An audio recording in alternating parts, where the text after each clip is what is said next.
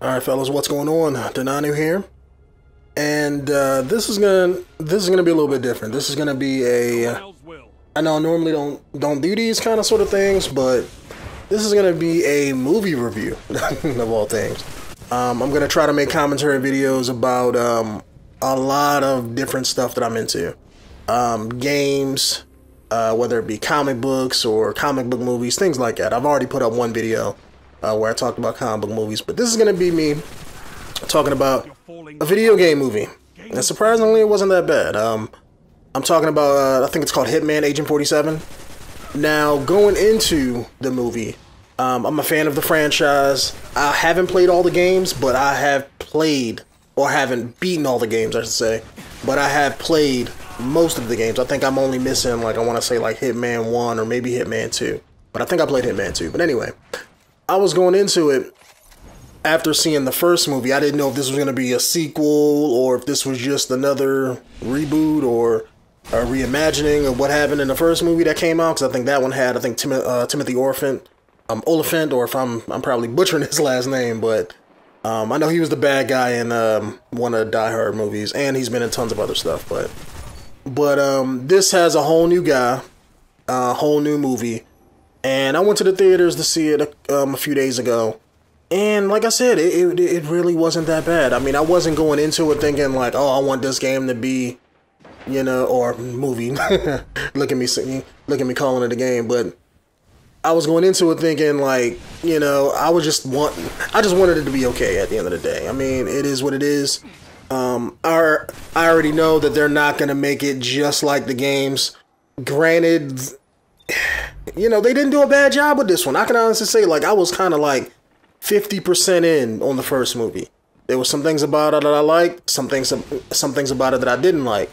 And the one thing that I didn't like was the fact that they had that kind of sort of, and they always try to do this in movies, where they try to make a romance kind of sort of subplot. I know it never got that far in the first movie, but it had the same kind of sort of vibe to it. And in this one, they just didn't have it. They just went into it. Like when you first sat down and watched the movie, you were seeing all of these like video game-esque things. And I actually liked it. You had a lot of CG. You had a lot of him directing bad guys where he wanted them to go by setting up traps beforehand. And I was like, you know what? That's hot, because that's exactly what you had to do in the game.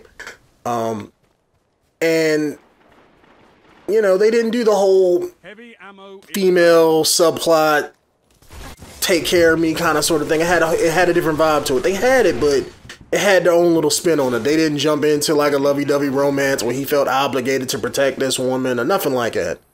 But let me talk about the guy himself, because I know I'm like 50-50 on him. Do I think he looks the part? Yes. Kinda. Wish he was a little bit more filled in, a little bit more buff. I mean, he don't gotta be muscular or nothing like that, because I know Hitman isn't, you know, a muscular type dude, but the guy that they got to play him, he seemed like he was like a couple inches too tall, and he just seemed like he was a little bit, just a little bit too on the, I'm not gonna say thin, but like he was like a little bit smaller than, you know, the guy that's in the games. Now, granted, I know that's a guy in the games and they can make him any size that they want, but they did kind of pay homage to a lot of the stuff that's in the games, like a lot of imagery, a lot of the feel of the character, the robotic stoicness of 47. You know, he kind of killed that to a T. I know a lot of people are hating on this movie right now, talking about how much they don't like it, or how it, you know, how it's not a good movie, and how they didn't like the main character being the way it was. I'm like, yeah, hell, he killed that performance for me. I mean, that's what I was expecting out of 47, because that's who he is. They kind of sort of made it like a reboot, but not really. They touched on his backstory a little bit more. They didn't dive into the whole video game backstory, but they kind of touched on it a little bit and just explained the premise of why he is and why he's the way he is. And then you had other people that were like him from this mysterious company that was trying to, you know, make more agents, and they was going after him and the main girl that was in the movie. So they kind of sort of just jumped you right into things, and it wasn't like they explained more of it. That's one of my my cons in the movie was it may feel rushed if you're watching it for the first time. If you've never seen the first one and you don't know shit about Hitman, you're gonna assume that that they kind of rushed through it. It's not explained, overall explained. It's like they kind of give you an explanation, but it's not like a well-built story starting from the ground up. And that's probably because they probably went into it. They didn't want to make another origin movie because they didn't want to just rehash the same story. So, but you had a lot of badass fight scenes, a lot of unbelievable fight scenes. I'm somebody who is, when I see an action movie, I'd be like, oh man, that's some fucking bullshit. Like Fast 7, for instance, all that high flying car bullshit. It kind of takes me out of the action when I see it, but then my man side of things is like, yeah, fuck yeah, do that shit. So I'm like, I'm like a hit and miss with that. But you had a lot of that kind of sort of thing in there, so it was good on that. The action was very decent. The CG was done pretty good. I mean, there was a lot of, there was a few parts in there where you can tell that they CG'd something, but it wasn't like it was unbreakable or anything like that where it took you completely out of the movie. Like, it wasn't bad CG. But the only part of the plot that I really didn't like, I would say, is, and I know I touched on this before, but it's for a different reason, was the main woman in the movie. She played like the one scientist guy who put all the agent stuff together. She played his daughter. And, her subplot in it was that he tweaked her genetics so that, she could, how would I explain it? It was kind of like she had precognitive abilities. For those of you who may not know what that word means, it seems like she can foretell the future. She couldn't foresee the future per se, but how they explained it in the movie was that she could process information faster, and her brain could take in all of the experiences of her senses, sights, cells. Let me talk like I got some damn sense.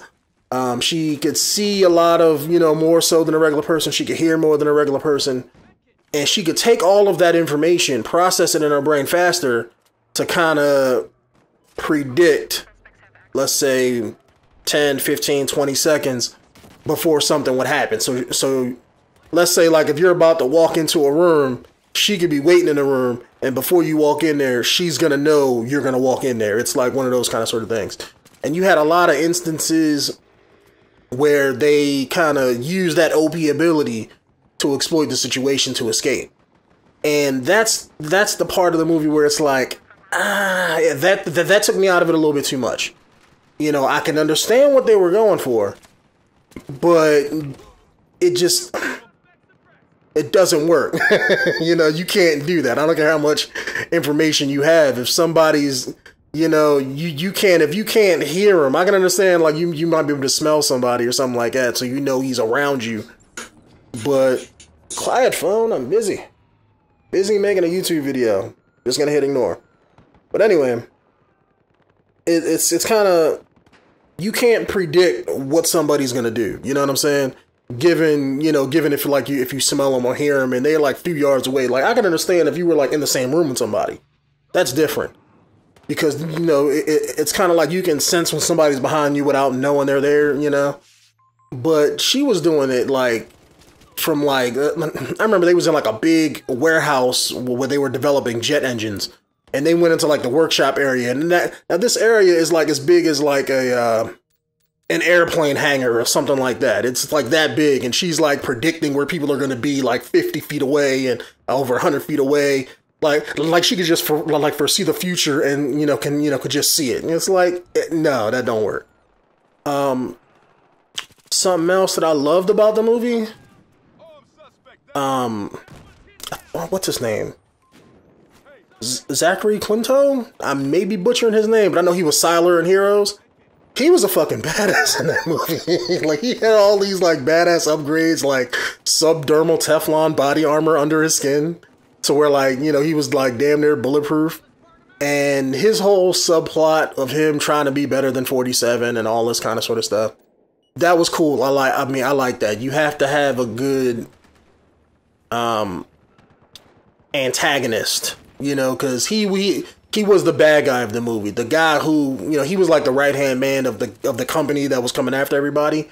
That guy who ran the company, I guess he was the bad guy because he was running things.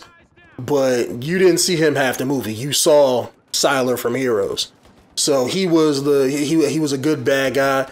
And I remember that was a huge twist for me, because I remember when I was watching the movie or going into it, I remember seeing the trailers a couple times and I was like, damn, this movie actually looked kind of hot. So I went into the movie thinking like, okay, the storyline is going to be Agent 47 is hired to kill this woman and Sylar from Heroes had to go and protect her. So he was like a cop or something that stumbled upon the whole situation. Boy, was I wrong. Like, I was completely wrong. Because like the first time they show him, it's like they give you that impression that, oh, all right, like he's a cop or something like that, and he's here to protect her. And then they throw that right out the window like 5 seconds later when he's CQCing with Agent 47. And you find out that, and like the next scene after, it's like, no, he's the bad guy. You know, he's not a good guy. And then they just take that ball and run for the touchdown line with it because he does nothing good for the rest of the movie, which was badass. You had a couple scenes in there that were kind of, I'm going to say outlandish. And what I mean by that is you had a lot of Fast 7 type scenes where like shit happens and you'd be like, well, why'd they do that? Why didn't they do this? Or why couldn't they just did this instead of that? That makes more sense. You know, like I remember one scene where he was getting away in a car, and to stop him from driving away with the chick, they shot his car with like steel cables all around the car and then mounted those steel cables onto the surrounding skyscrapers and buildings so the car couldn't move. I'm like, you couldn't just like, you know, do down a spike strip or something? I mean, like, you have all this badass technology. I'm pretty sure you could have did that a hell of a lot easier than you know, throwing like 13 steel cables down to the car. But anyway, the only real thing that I see with this is it was a good movie. I mean, or at least to me anyway. So it wasn't a great movie by any means. It's not going to change the face of movie, you know, or I'm about to say movie-based games, but video game-based movies. It's not going to change that. It does beat the stereotype that, you know, it didn't suck. I know a lot of people are claiming it does, or a lot of people, you know, also claim the first one, you know, sucked. But hey, it made enough money for them to make a second one. So I think this one is going to do the same. I mean, it's just one of those movies where you just got to take it in stride, you know. Don't judge it right out the gate. Go check it out. If you're into badass killers doing badass shit, then yeah, watch it. It's one of those kind of movies where you see a lot of gunplay, a lot of CQC, a lot of, you know, I want to say gun kata, but they didn't do it like they did in Equilibrium. If you guys see the movie, you'll know what I'm talking about. But in Equilibrium, they did it a hell of a lot differently. In this is more like professional CQC to get somebody within the range of where you can shoot them. It's weird, you know, trying to picture it. But if you see the movie, you'll understand what I'm talking about. Instead of just shooting people and making it look like martial arts, it's one of those kind of sort of things where he's gonna CQC somebody, but as soon as he has them in a position where he can shoot them, he'll just stand up and shoot them. It kind of reminds me of some of the gunfights and action scenes that was in I can't remember, but it was the Keanu Reeves movie that came out last year in October, where his dog got killed and he went after people who did it. You had a lot of similar stuff in there where it was CQC until he was just able to just pull a gun up and shoot him. So this was, you know, among the same. Something else I really liked about the movie. You had a lot of great vistas in the movie. Like, I think they was in like Singapore or something like that, but you had a lot of like visual scenes that they set up specifically probably to look different. They didn't want to do Paris or London or something like that. so they went and did like Singapore, and you had some great city shots in that movie. Like, you know, that was like 20% of the movie right there. But anyway, there wasn't really a lot that I didn't like about the movie. Like, there really wasn't. The story was 80% I liked it, 20% I didn't. I think they could have ended it a little bit different, but they ended it trying to set up for a sequel, so I can understand why they did it the way that they did. I wish there was more serious, I guess. I wish they'd have explained Agent 47 and why he is badass, because they never really jumped into like who Agent 47, like he had no mythos behind him. And I know like in the games, I know he wasn't no badass super legend or anything, but there was a reason why like he was like one of the best agents that was going around killing people. And they didn't tie into that at all, you know, in the movie. They just, you know, he was just a guy, you know what I'm saying? Like he was just an agent, you know, like they didn't specify who he was, what he was, or nothing like that. Why he was one of the best. They didn't dive into none of that. I wish they'd have touched on that a little bit more to make his not only presence more viable, but to give him a little bit more mythos behind the character and everything like that. But anyway, sorry for rambling on. I know this is, I swear to God, this video was supposed to be like 7 minutes. And here it is going on about 17 minutes. But anyway, go check out the movie. You know, if I haven't convinced you, it's a pretty decent movie. I mean, we have like nothing out this summer besides bullshit horror movies like Sinister 2. Also seen that last weekend. May do a video on that by itself, but just to give an end note, don't go see that movie. That movie sucks. Granted, I was expecting that movie to suck, but it did. It was far worse than my expectations, because I was kind of sort of a fan of the first one up until the ending. But anyway, please comment down below if you guys have anything to say. And as always, my name is Denonu, the man with the biggest and blackest privilege on YouTube. And I'll see you guys in the next commentary video. Peace out.